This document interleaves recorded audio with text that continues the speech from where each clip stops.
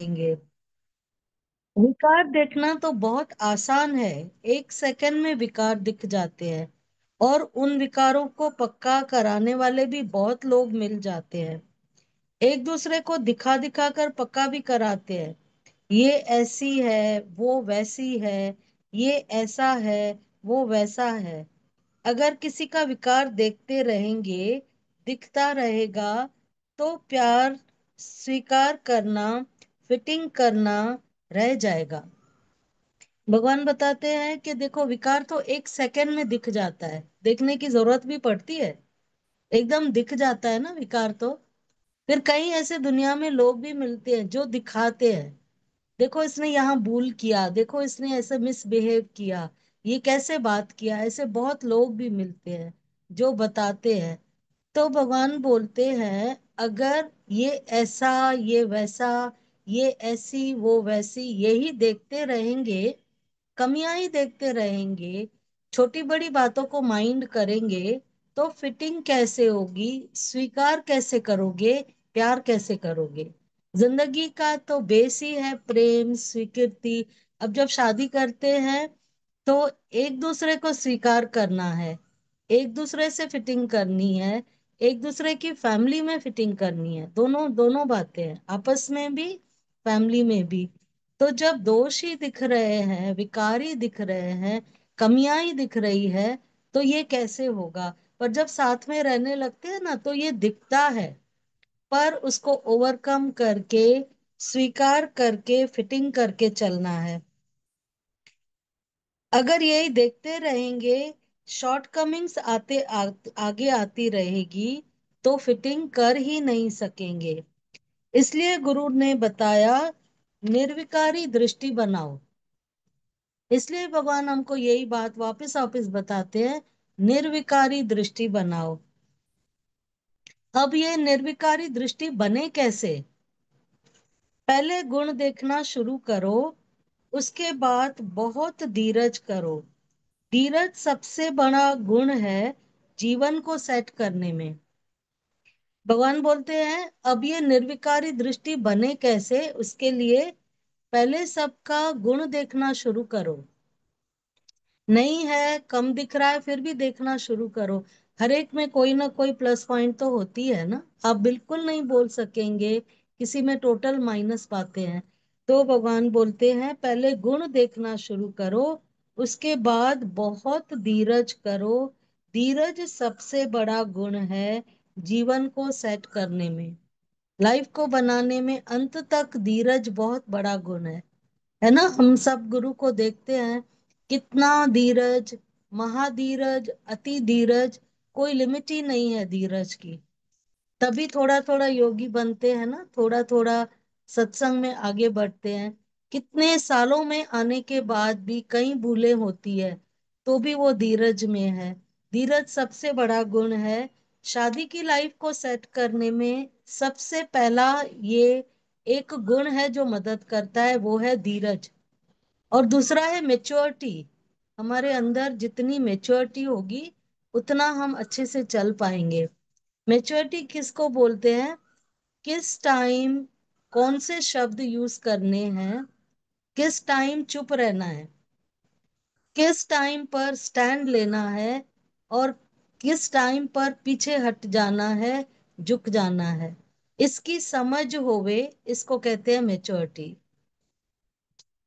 जब मनुष्य के अंदर इमोशन होता है, फीलिंग्स होती है ना, तो उसमें मैच्योरिटी कम हो जाती है। वो जो बोला, कितना बोलना है, कब बोलना है, कहाँ चुप करना है, ये हमारा कम हो जाता है जिस समय हमारे अंदर इमोशन होता है। आज सुबह भी जय बाबा को किसी ने बोला कि जय बाबा, हमको ये वचन बहुत अच्छा लगता है, शुक्राना और मुस्कुराना। तो जय बाबा ने कहा कि है तो बहुत ही ब्यूटीफुल वचन, लेकिन जब कोई बात अच्छी नहीं लगती है तो गुस्सा आ जाता है ना। तो उन्होंने कहा, ठीक है, फिर भी कोशिश करते रहो कि उस समय मुस्कुरा देना जब भी कोई बात अच्छी नहीं लगती है। तो भगवान भी यहाँ बोल रहे हैं कि दो दो पहले गुण जिसमें आ गए, समझ आ गई, चलते चलते भूलें होती है, पर फिर भी ये दो गुण बहुत मदद करेंगे। एक है धीरज और दूसरा है मेच्योरिटी। हमारे अंदर मेच्योरिटी होवे, कौन से टाइम कौन सा एक्शन करना है, कौन से टाइम चुप रह जाना है, पीछे हो जाना है, कोई एक्शन नहीं करना है। तो बोला है कभी कभी धीरज कर करके हम में अधीरजता आ जाती है, शब्द दे देते हैं, वहां से डिस्टेंस बनना शुरू हो जाता है। जब हम अधीरज होकर शब्द देते हैं तो वहां से एक डिस्टेंस आना शुरू हो जाता है। इसलिए गुरुजी कहते हैं मिलजुल के प्यार से रहना, गुरुजी का यही कहना, सदा झरनों के जैसे बहना, गुरुजी का यही कहना, निर्विकारी दृष्टि बनाओ, प्रेम चाहिए तो ये जरूर जीवन में अपनाना। बुद्ध भगवान ने कहा जैसे पीने का पानी है और बहुत कचरा है तो टाइम दो, कचरा सेटल हो जाएगा और पानी पी सकेंगे। ऐसे अपने इमोशन को टाइम दो तो गलत ख्याल, इमोशन, बातें सेटल हो जाएगी, जिंदगी की जिंदगी को सही दिशा में जी सकेंगे। है ना, अगर पानी में कचरा है तो हम में से कोई भी पानी नहीं पिएगा ना, वो पिएगा, नहीं पिएगा ना। ऐसे ही बोला कि जिंदगी में अगर इमोशन है तो उसको टाइम दो, वो पानी को सेटल होने में टाइम देते हैं हम, और फिर वो पानी साफ हो जाता है तो पीने लगते हैं। तो ऐसे बोला अपने इमोशन को सेटल करने में टाइम दो, गलत ख्याल, गलत बातें सेटल होती जाएगी तो जिंदगी सही दिशा में चलेगी। एक दृष्टांत है, एक टैक्सी ड्राइवर लंदन में लास्ट स्टॉप पर आके खड़ा हुआ। आपको नहीं सुनाई दे रहा है? कुछ मोमेंट है? इशारे से बोलिए, नहीं तो अनम्यूट करूं। ओके। एक टैक्सी ड्राइवर लंदन में लास्ट बस स्टॉप पर खड़ा था। तो वहां पर एक बूढ़ी औरत आई, उसके टैक्सी में आके बैठी। तो उसने कहा कि मेरा मेरे पास सिर्फ 30 मिनट्स है, लास्ट 30 मिनट्स, क्योंकि मेरा टाइम हो रहा है घर जाने का। तो उसने कहा चलो बेटा ठीक है, और उसको बोला वहां ले चलो, एक जगह का नाम लिया। वहां पहुंचे, फिर बोला अब मुझे एक गार्डन में लेके चलो जहां पूरा अंधेरा था। तो बहुत उसको अजीब लगा कि इस समय गार्डन जाके क्या करेगी, पर उसको लेके गया। फिर उसको एक बंद स्कूल की तरफ इशारा किया, वहां ले चलो। स्कूल के बाहर दरवाजे तक लेके गया, वो वहां रुकी थोड़ा टाइम।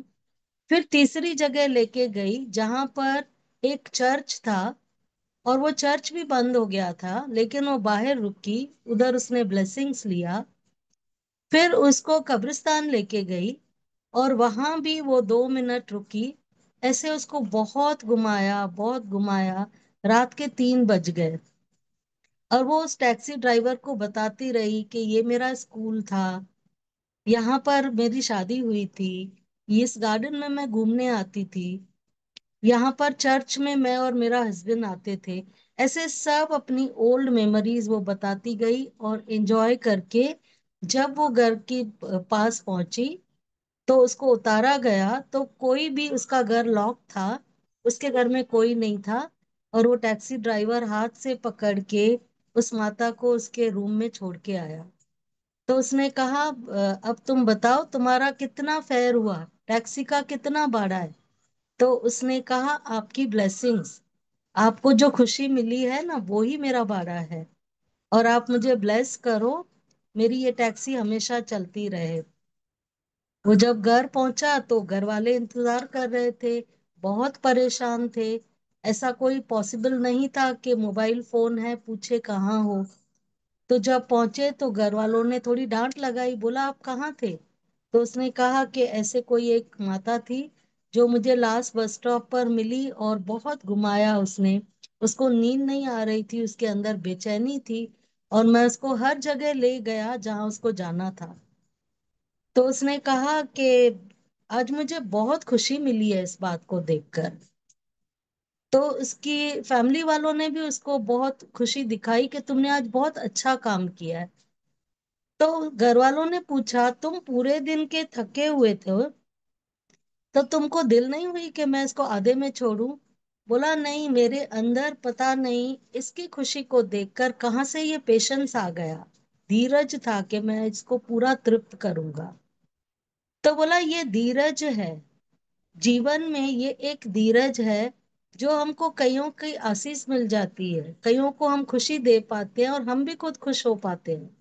दूसरे की खुशी में खुशी मिल ही जाती है।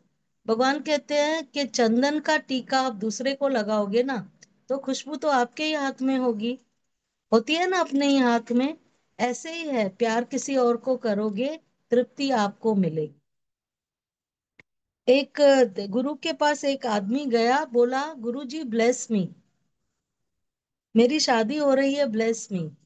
तो गुरु ने कहा, अच्छा इंसान बनो। तो वो थोड़ा साइड में हो गया, बोला, शायद गुरुजी ने सुना नहीं, मैंने कहा कि मेरी शादी हो रही है और गुरुजी बोल रहे हैं अच्छा इंसान बनो। तो वो साइड में खड़ा हो गया, फिर काफी लोग मिलके गए, तो ये वापस आया और बोला, गुरुजी ब्लेस मी, मेरी शादी हो रही है। तो गुरु ने कहा कि "अ, अच्छा इंसान बनो वापस से। तो उसने कहा, क्या मैं अच्छा इंसान नहीं हूं? तो गुरु ने हंस हंस के बोला, बेटा वो तो तेरी वाइफ बताएगी, वो तो सामने वाला नेक्स्ट पर्सन बताएगा कि आप अच्छे हो या नहीं हो। गुरु तो किसी को बुरा देखते ही नहीं है, किसी को भी नहीं देखते हैं। ये तो सामने वाले की दृष्टि पर भी है और उसके अपने मन पर भी है। सिर्फ ये नहीं समझना कि किसी को किसने ब्लेस नहीं किया तो ब्लेसिंग लेने वाला डिजर्व नहीं करता है, पर ये सामने वाले की दृष्टि पर भी है, हमारे ऊपर भी है, उसके भाव पर भी है, हमारे भाव पर भी है। तो भगवान ऐसे बताते हैं कि हम अच्छे इंसान बने, जो भी प्रकृति में आए ना, हम अच्छे इंसान बने, हम सही कर्म करें।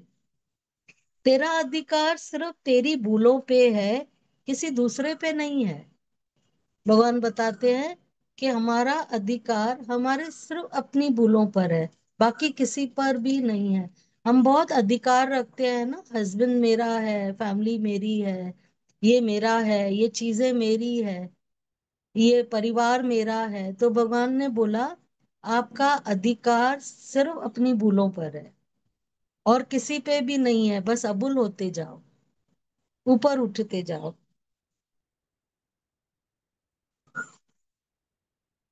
कभी भी किसी के कर्म की कॉपी ना करना, न देवरानी, न जेठानी, न नेबर या फ्रेंड।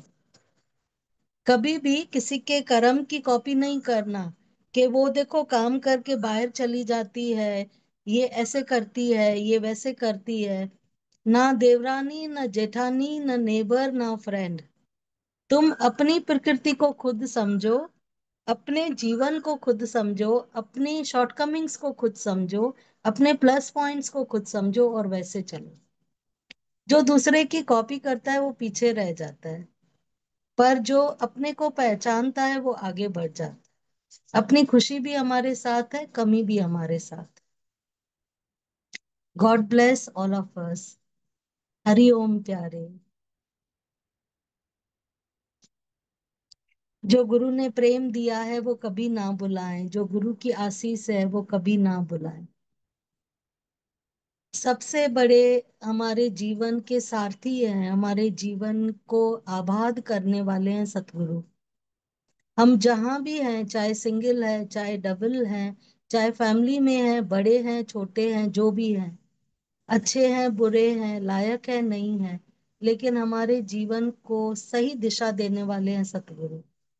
उससे कनेक्टेड रहें और उसको कभी ना बुलाएं, अंदर से भी ना बुलाएं पर बाहर से भी कनेक्टेड रहें, तो जीवन की गाड़ी बहुत अच्छी पटरी पर चलती है। हरि ओम प्यारे। आप अनम्यूट करो।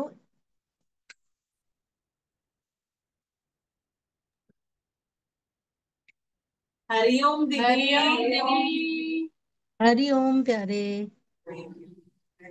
मैं 1 मिनट ये बाहर ले जाती हूँ, अगर पॉसिबल होगा तो आप सबको 2 लाइन भजन की गाना जय बाबा का दर्शन होगा। हाँ, यस।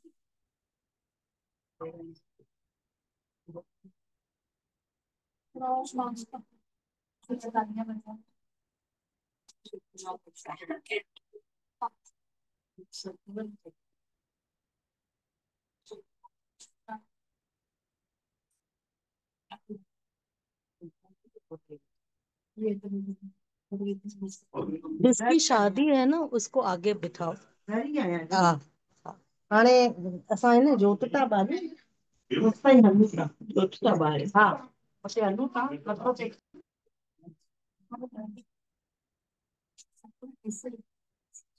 शादी तो खड़े हो, एक चेयर पे।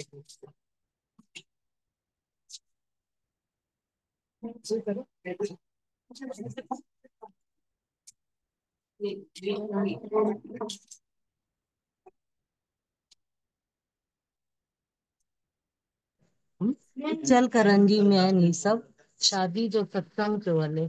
ये जेका बि थोड़ी मथे ते आहे न इनजी शादी है। हरिओम जय बाबा। चवा सभु हरिओम पिया कनि तव्हांखे। हा, शादी जो सत्संग पियो हले। हा, चवनि था आसीस करियो। हाँ, आप दो जय लाइन भजन की गाओ। शुक्रानो के नाम गाए, गाए गाते जाए ठीक है बाबा। जीवन में बाबा की ऐसी डाले, डाले छिटवे ना हो जीवन में। सब सुनिए बेटा। हाँ जी बाबा। गीत हम गाए, गाए गाते जाए जीवन में। कि हमारी आदत ऐसी डाले, डाले छिपे ना हो जीवन में। तुझसे मेरा क्या कहना, सतगुरु है बचाने सब जाता, कि दुनिया सपनों का है एक मेरा, बड़ी मुश्किल से है कोई जाता, कि सपनों से रात हम जाए, जाए तब हमने जाना कि वहाँ की आदत ऐसी डाले, डाले छिपे ना हो जीवन में। जय बाबा आसीस कयो, इच्छल करंजी जी संगत जुड़ी रहे।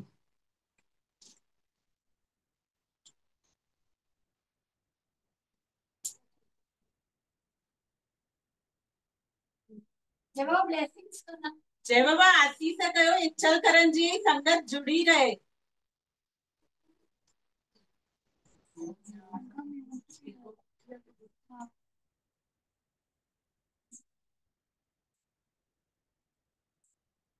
और